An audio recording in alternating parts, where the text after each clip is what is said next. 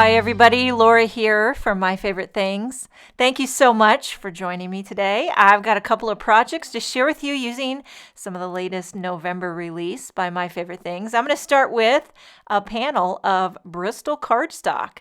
I'm going to do a little ink blending, starting with speckled egg, evergreen bough, and chipped sapphire. Now for the speckled egg, I have this pink and maned blender tool brush, which blends like a dream. I need about 100 of these, but I only have one, so I just did the speckled egg.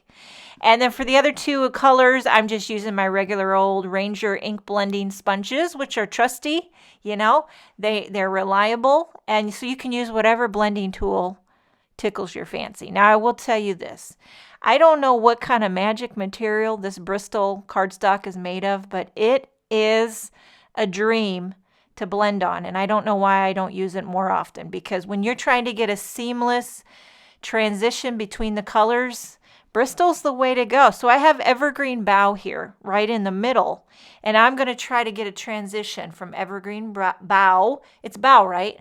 Sometimes I want to say evergreen bow, but I think it's evergreen bough. So I'm trying to get a transition between the speckled egg, evergreen bough, and chipped sapphire. You just got to go back and forth between the two colors, and I will tell you what, it blends out like frosting on a cupcake. And once you have your blended panel, I'm going to take this I Really Miss You word die and die cut it right into the panel. So there's been several of these large word dies. They all say different things. This month it says I Really Miss You, and this is where the twofer come in. You get two for the price of one, because now I have the letters and I have that negative panel, and with both of those I'll make two separate cards. So I taped down the letters so I can flip it over and put foam tape on the back.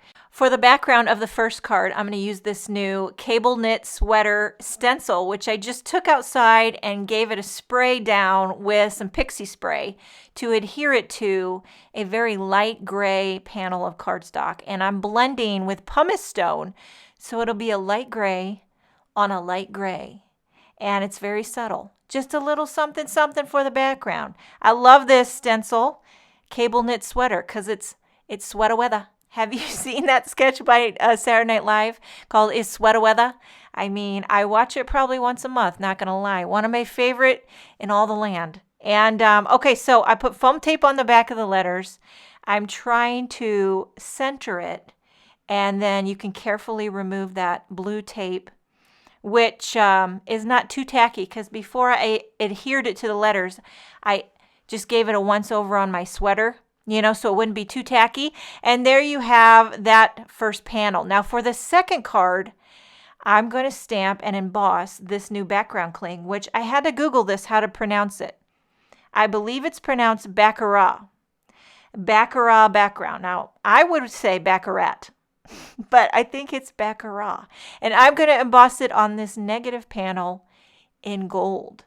And this is where the really fancy schmancy part comes in. I mean, if you ever want to look like you're hoity-toity, pull out some gold embossing powder. And that does the trick every time. It's so classy. So I stamped it twice with Versamark ink, pouring on some gold embossing powder. And I mean, when you emboss it, it's like magic that never gets old. Watch this. Look at it turn. Look at it.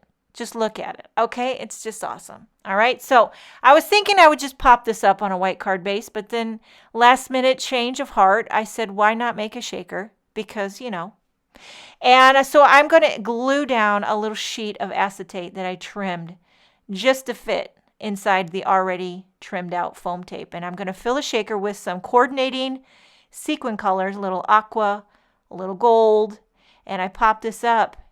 So easy, but so flashy. I mean, look at it, and it's got good shakeage. That's what I like. Okay, so card number 1 is finished. Card number 2, popping up my cable knit sweater onto a white card base, and then I decided, you know what? Why not? Why not add a little something else to it? So I took out the Winter Songbird stamp set, and I stamped a bird in a couple of branches.